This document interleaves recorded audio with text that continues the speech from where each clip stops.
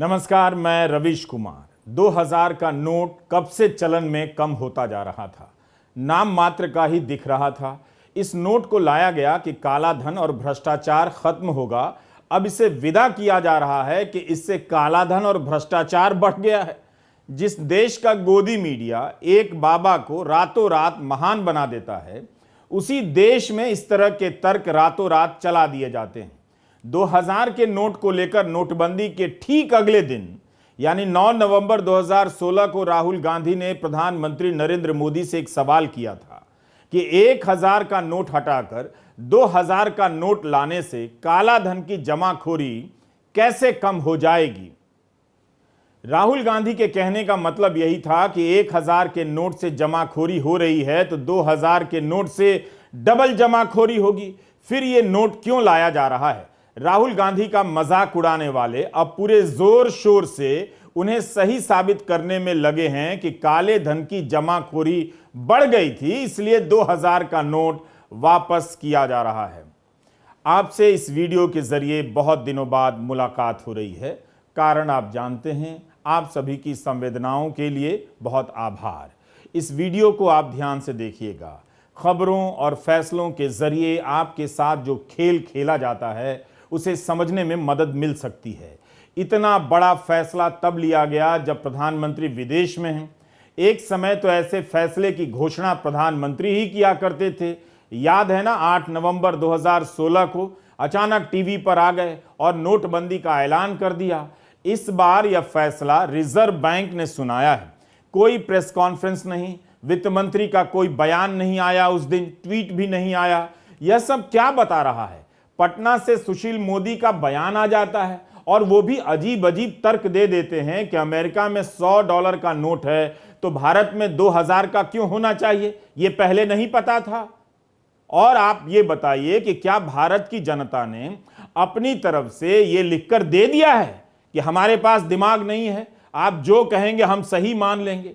जब यह नोट आम चलन में नहीं था तब यह फैसला क्यों लिया गया? वो भी इतने बड़े फैसले का ऐलान रिजर्व बैंक गाइडलाइन के जरिए करता है। काला धन मिटाना है तो 30 सितंबर तक नोट बदलने का समय क्यों दिया जा रहा है? ये कौन सा बदलना हुआ? क्या यह फैसला इसलिए लिया गया है ताकि देश में जो चर्चाएं चल रही हैं उनकी धारा मोड़ दी जाए? मोदी राज में समय समय पर बड़े फैसले के नाम पर जनता को इसी तरह से सदमे में डाला जाता रहा है ताकि सनसनी पैदा हो, झुरझुरी मच जाए और लोगों को लगे कि हां भाई सरकार चल रही है। एक दिन पहले चर्चा हो रही थी कि किरण रिजिजू सुप्रीम कोर्ट को भला बुरा कह रहे थे, टकराव मोल ले रहे थे, इसलिए किरण रिजिजू को कानून मंत्रालय से हटाकर धरती का विज्ञान वाले मंत्रालय में भेज दिया गया। 24 घंटे भी नहीं बीते कि मोदी सरकार ने अध्यादेश जारी कर दिया कि दिल्ली के अधिकारियों की ट्रांसफर पोस्टिंग पर उपराज्यपाल का नियंत्रण रहेगा।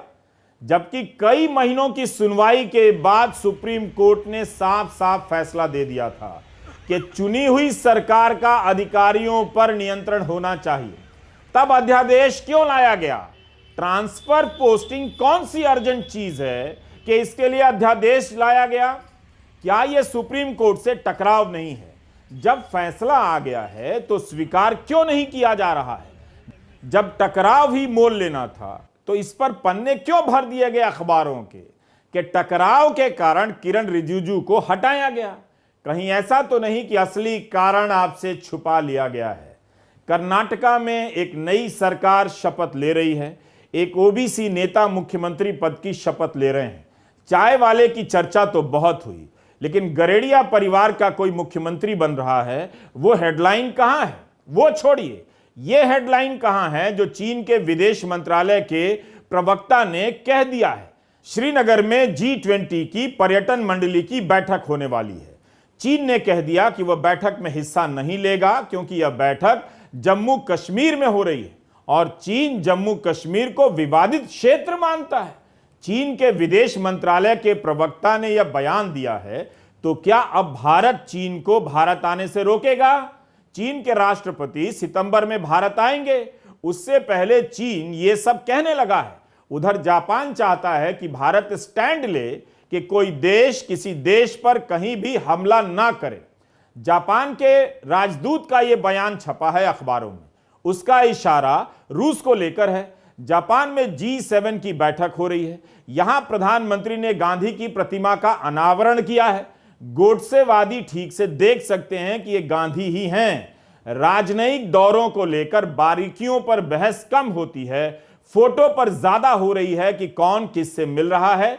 यह नहीं बताया जाता कि मुलाकात का नतीजा क्या निकला और क्या बातें हुई। मैं इसे डीपी डिप्लोमेसी कहता हूं। डीपी डिप्लोमेसी का मतलब यह हुआ कि आप किसी देश के राष्ट्र प्रमुख के साथ फोटो खिंचा लें और उसे लेकर व्हाट्सएप की डीपी में लगा दें, इंस्टा पर डाल दें, ताकि लाइक्स मिलने लग जाएं और तारीफ होने लगे। लोग समझे कि प्रभावशाली लोग आपकी पहुंच में हैं। प्रधानमंत्री होने के नाते तो होंगे ही, लेकिन केवल फोटो पर ही जोर हो, इतने बड़े देश के लिए शोभा नहीं देता। मैं मुद्दे से भटक नहीं रहा हूं। मुझे पता है कि यह वीडियो 2000 के नोट वापसी पर है, लेकिन इन संदर्भों से यही बताना चाह रहा हूं कि कैसे हेडलाइनें बनती हैं और कैसे लाइनें तय होती हैं। श्रीनगर की बैठक में चीन का नहीं आना यह कोई मामूली बात नहीं है। जिस कश्मीर में आज तक पता नहीं चला, आज तक, कि 2019 में किसके बुलावे पर यूरोपियन यूनियन के कुछ अजीबोगरीब सांसद कश्मीर का दौरा कर गए, तब जब विपक्ष को भी वहां जाने से रोक दिया गया था। कोई माडी शर्मा थी, उनके बुलावे पर यह सांसद श्रीनगर आ गए। उन माडी शर्मा का आज तक पता नहीं चला कि यह कौन है, जैसे आज तक पता नहीं चला कि नोटबंदी का असली लाभार्थी कौन है। आप तो हैं नहीं, आपकी तो मेहनत की कमाई सड़कों पर गोबर हो गई, तो इस फैसले का कोई तो लाभार्थी होगा। माडी शर्मा को खोज सकते हैं तो बुलाकर पूछ लीजिए। एस जयशंकर विदेश मंत्री चाहे तो अंग्रेजी में ही बता दें कि माडी शर्मा कौन थी। अब आपको पता चला कि रवीश कुमार ऑफिशियल देखने से आप किस तरह से जागरूक बनते हैं। आपकी जेब काट ली गई, मैं यही बता रहा हूं। याद दिलाने से बातें चुपती हैं। हमने बस इस बात को लेकर संदेह किया है कि अचानक 2000 का नोट बदलने का, वापस लेने का फैसला क्यों लिया गया। क्या इसलिए कि आप जिन चीजों को लेकर बात कर रहे थे उन्हें वहीं छोड़कर इस तरह से तथाकथित और अतार्किक बड़े फैसले में उलझ जाएं और मजबूत नेता की तस्वीरें देखने लग जाएं। अतार्किक और तथाकथित इसलिए कहा कि इस 2000 के नोट से काला धन खत्म करने का दावा किया जा रहा था और अब इसे इसलिए वापस लिया जा रहा है कि काला धन बढ़ गया है इसी से। तो क्या मोदी राज ने अपना असर खो दिया है? अगर मोदी राज दिन ब दिन ठोस काम कर रही थी, बेईमानी पर नजर रख रही थी, तब काले धन की जमाखोरी इतनी कैसे बढ़ गई कि 2000 का नोट ही वापस लेना पड़ रहा है? अभी कर्नाटका के चुनावों में भ्रष्टाचार के मुद्दे पर कौन हारा? बीजेपी हार गई।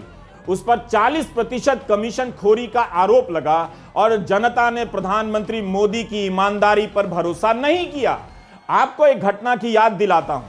8 नवंबर 2016 को नोटबंदी का ऐलान हुआ। उसके 5 दिन बाद प्रधानमंत्री कर्नाटका के बेलगावी में सभा कर रहे थे। वहां आई भीड़ को दिखा दिखा कर देश को बता रहे थे कि जनता नोटबंदी के समर्थन में आई है, उन पर विश्वास करती है। वे कभी जनता से हाथ उठाकर तो कभी ताली बजाकर बताने के लिए कह रहे थे कि पूरा देश नोटबंदी के इस फैसले के साथ है। इस सभा में प्रधानमंत्री ने 50 दिन का समय मांगा था। उस दौरान प्रधानमंत्री गरज रहे थे, ललकार रहे थे, रो भी रहे थे। गोवा में कह दिया कि मैंने 50 दिन का वक्त मांगा है, कोई कमी रह गई है, कोई मेरी गलती निकल जाए, कोई मेरा इरादा गलत निकल जाए तो आप जिस चौराहे पर मुझे खड़ा करेंगे, मैं खड़ा होकर देश जो सजा तय करेगा वो सजा भुगतने के लिए तैयार हूं।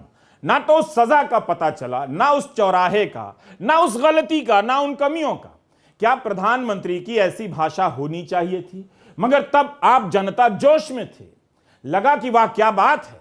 अब बताइए कि कौन सी कमी रह गई है, कौन सी गलती हो गई कि आप 2000 का नोट छापकर फिर उसे वापस ले रहे हैं। और रही बात सजा की, तो प्रधानमंत्री तो विदेश दौरे